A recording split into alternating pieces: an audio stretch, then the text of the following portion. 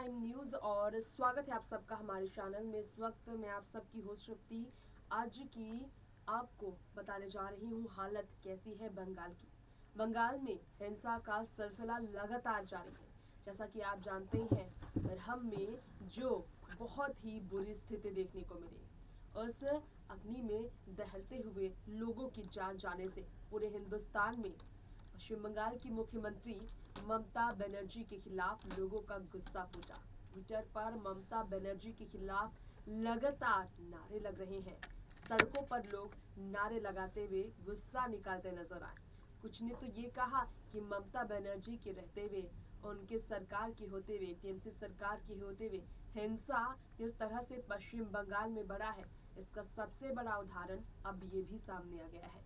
खैर, भाजपा की करारी हार जब पश्चिम बंगाल में हुई थी, तो इसके बाद भाजपा ने कई तरह के निशाने साधने नहीं छोड़े थे।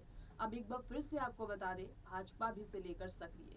तो वही बीरभूम हिंसा पर बंगाल में जो बवाल हुआ है, इससे आपको अपडेट कराना चाहेंगे। शायद आप सबको ये जानकर हैरानी हो, लेकिन बीरभूम हिंसा में जो हालात बंगाल में हुई है, काफी ज्यादा दिल दहला देने वाली अभी की ये खबर है बंगाल से आई। 5 पॉइंट आपको बताना चाहेंगे। नदिया में टीएमसी नेता को काफी ज्यादा बर्बरता के साथ अपनी जान गंवानी पड़ी। हुगली में महिला पार्षद को कार से रवाना किया है। आज हिंसा प्रभावित रामपुर हाट जाने वाली है ममता बनर्जी। वहीं हाईकोर्ट ने आज 2 बजे तक स्थिति की रिपोर्ट मांगी है सीधे तौर पर। तो थोड़ा सा आपको इस पर डिटेल बताना चाहेंगे। घर में बंद करके आग लगा दी गई, इस तरह की स्टेटमेंट्स आ रही है। पुलिस भेजने की मांग की गई। दंपति को लेकर ये कहा जा रहा है कि इस तरह की हिंसा जो बीरभूम में हुई है, इसे लेकर सरकार ने कुछ नहीं किया। तो वहीं आपको बताना चाहेंगे, आखिर क्यों चुप है नरसंहार पर इस वक्त टीएमसी लीडर्स। ममता बनर्जी पर इस तरह से लोग निशाने साधते हुए अपनी बात रखते हुए नजर आए हैं। थोड़ा सा हम आपको इस पर अपडेट देना चाहेंगे कि लगातार बंगाल फाइल्स की डिमांड क्यों हो रही है। जैसा कि हमने बताया आपको, द कश्मीर फाइल्स, जी हाँ, फिल्म द कश्मीर फाइल्स के आने पर कश्मीर में कश्मीरी पंडितों के साथ हुए नरसंहार का दर्द बयां करने वाली इस फिल्म को लेकर जब विवेक रंजन अग्निहोत्री नजर आए, तो विवेक रंजन अग्निहोत्री से ये उम्मीद की गई कि वो बंगाल के इस तरह के इंसिडेंट पर भी फिल्म बनाए, या फिर बंगाल में हिंदुओं के साथ जो बर्बरता होती है उस पर भी फिल्म बननी चाहिए। बंगाल के भी दर्द को बंगाल फाइल्स के नाम से पेश करना चाहिए। पश्चिम बंगाल के ही मिथुन चक्रवर्ती जो फिल्म द कश्मीर फाइल्स में नजर आए, उनसे भी लोगों की उम्मीदें बढ़ती नजर आई है। हालात काफी ज्यादा दर्द भरे नजर आए हैं, जिससे हम आपको अपडेट कराना चाहिए। पश्चिम बंगाल में 10 लोगों को इस वक्त अपनी जिंदगी जिस तरह गंवाने के बाद देखा जा रहा है, लोगों के बीच हिंसक होते हुए सोशल मीडिया पर लोगों का गुस्सा ममता बनर्जी पर फूटा है। लोग तरह तरह की मीम्स बनाते नजर आए हैं। बंगाल के बीरभूम में जिस तरह से कहा जा रहा है कि शायद अब टीएमसी सरकार का गिरना तय है, क्योंकि टीएमसी सरकार पर सवाल खड़े हो रहे हैं और उपचुनाव नजदीक है। उपचुनाव से ठीक पहले टीएमसी पूरी तरह से घिर गई है। टीएमसी लीडर्स घिर गए हैं। जैसा कि आप जानते हैं कि अमिताभ बच्चन, जया बच्चन के साथ ममता बनर्जी के बहुत अच्छे रिश्ते रहे हैं।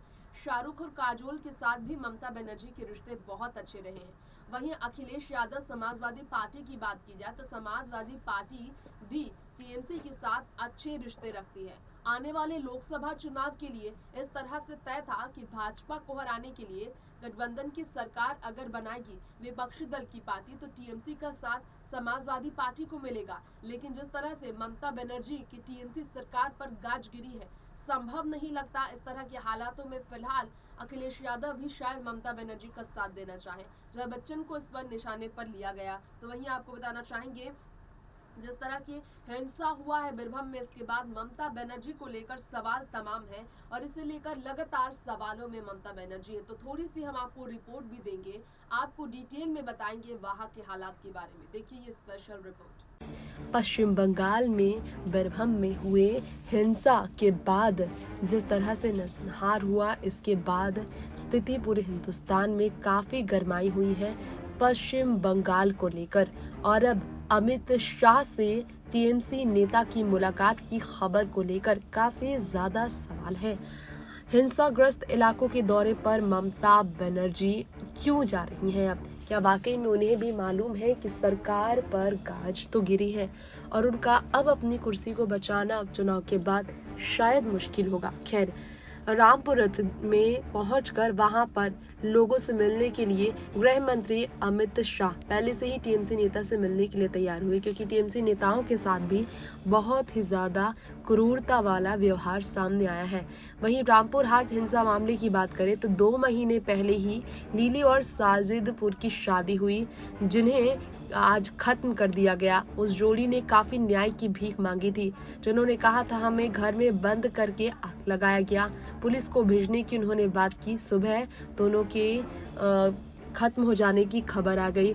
बीरभूम कांड के बाद कलकत्ता हाईकोर्ट ने स्वतः संज्ञान लेने के बाद सुनवाई के फैसले लिए थे। तो वहीं हम आप सबको इस बारे में बताना चाहेंगे कि ममता बनर्जी के साथ बाकी नेता जो वहां पर हालातों के जायजे लेते नजर आए, उन पर सवाल काफी ज्यादा इस तरह से खड़े किया गया कि वाकई में उनके फैसलों से लोग काफी ज्यादा चौंके। अगर बात की जाए तो ये मुलाकात के पीछे और भी कारण बताया जा रहा है, जिससे हम आपको अपडेट जरूर कराना चाहेंगे। जी हाँ, 10 लोगों का निधन, जिसमें 3 महिलाएं और 2 बच्चे थे। इतना दर्दनाक इंसिडेंट हुआ है, जिसमें अब टीएमसी नेताओं को एक गुट अमित शाह से मुलाकात करने की खबर की पुष्टि हुई है। और इसके बाद अब बताया जा रहा है पश्चिम बंगाल सरकार से गृह मंत्रालय ने जवाब मांगा।